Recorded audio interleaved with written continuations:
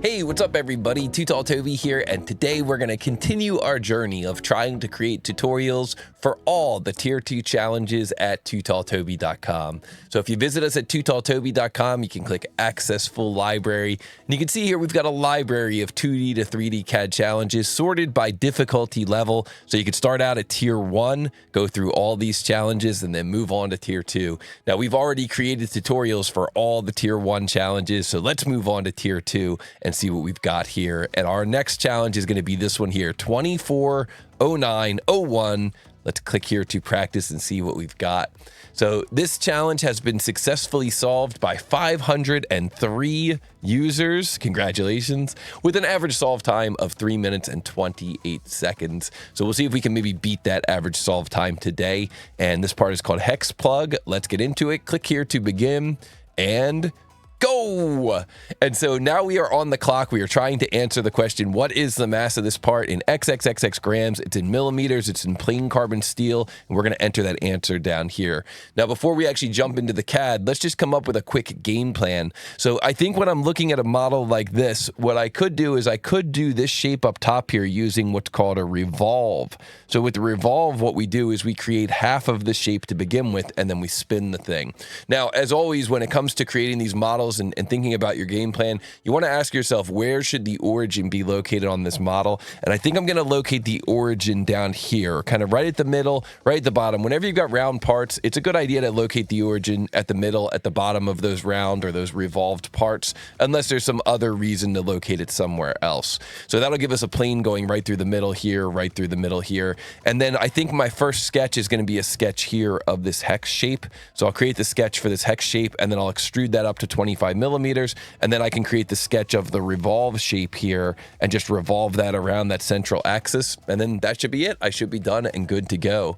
So I know we took about a minute to come up with a game plan there, but it's always good to come up with a game plan, locate your origin, think about what your features are going to look like, and then jump into the 3D CAD.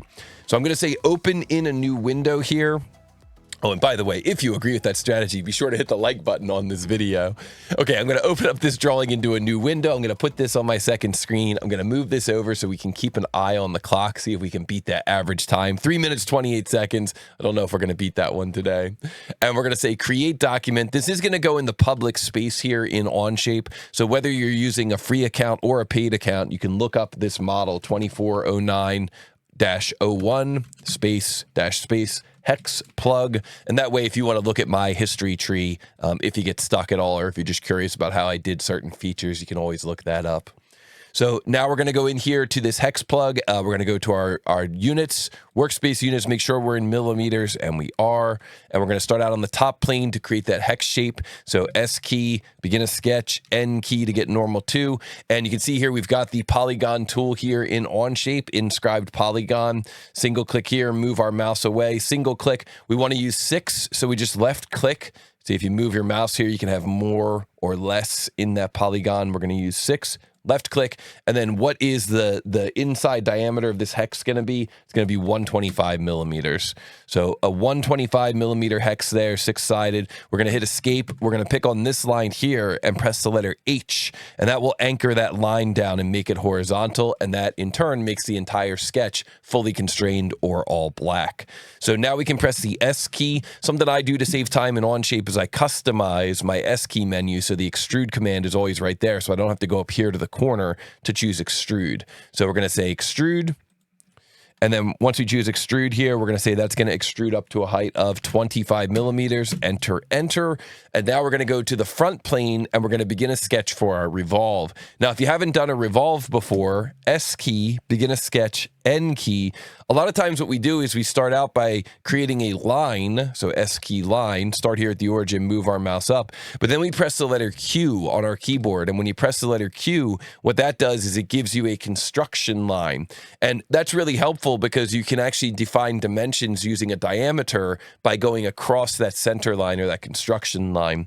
So create that vertical line, hit escape, it doesn't matter how long it is, and then S key line, and we're going to create a line here that starts at that construction line and comes over like so. Then we're going to create a line that comes straight up like so, over like so. Down here, to about where the hex is. You're probably not going to be able to pick up on exactly where the hex is, but about where the hex is, single click, move your mouse over here this way, single click, and then move your mouse straight up to the starting point. So you're giving yourself this nice kind of closed off region here, comes over, down, over, it closes off here. Okay, you want to create a sketch that just looks a little something like that. And then we can hit escape to get out of the line command. You can click on this edge here of the hex and this line here, and you can press the letter I. I is for coincident, but it also takes two lines and it makes them collinear. And then we can press the S key and go into the dimension command. Now, some dimensions are going to be, you know, our normal dimensions, like a dimension here that goes from this line to this line. That dimension is going to be at 10 millimeters. But some dimensions are going to be these special doubled dimensions. And so an example of that will be, I'll click on this line here, move my mouse over, click here on the construction line, and then before I drop the dimension, before I click again, I'm going to move my mouse across that construction line, and you see that gives me a diameter dimension. Very helpful when you're spinning the parts or revolving the parts. So this is going to come over here to 50 millimeters, enter. Then we're going to create a dimension here to this outside line. We're going to come up here to this construction line. And we're going to move across that construction line, move over to here. And that one is going to have a dimension of 90 millimeters, enter.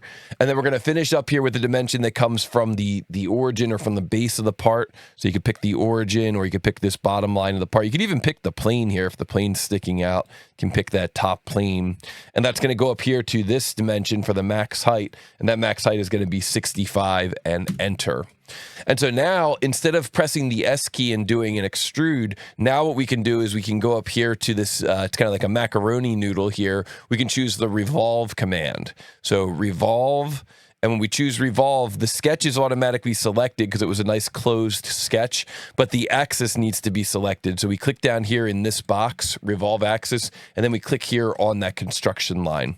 So you pick the revolve axis there, and boom, there you go. That gives you that revolve shape. You hit the green check mark, and that is pretty much it for that model. We can press the letter P to hide our planes, and now all we really need to do is just go in and add in our material information. So you can come over here on the name of the part, right click, and you can say assign material. And this material is going to come from the TooTallToby custom material library. If you're not familiar with how to set that up, I'll include a link down below in the description.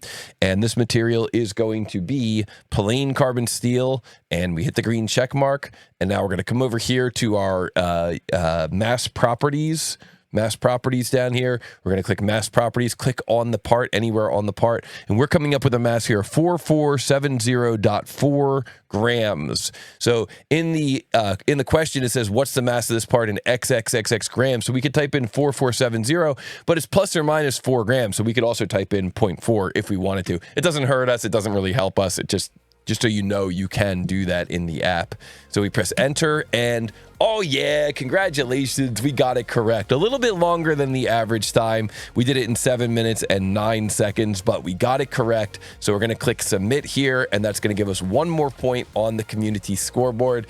And our time here is tracked 7 minutes and 9 seconds, a little bit slower than the average time here of now 3 minutes and 28 seconds. I think we brought up the average a little bit, but that's okay. I could use the try again function. Now that I've got a basic game plan, I could use the try again function and maybe try to beat that average time.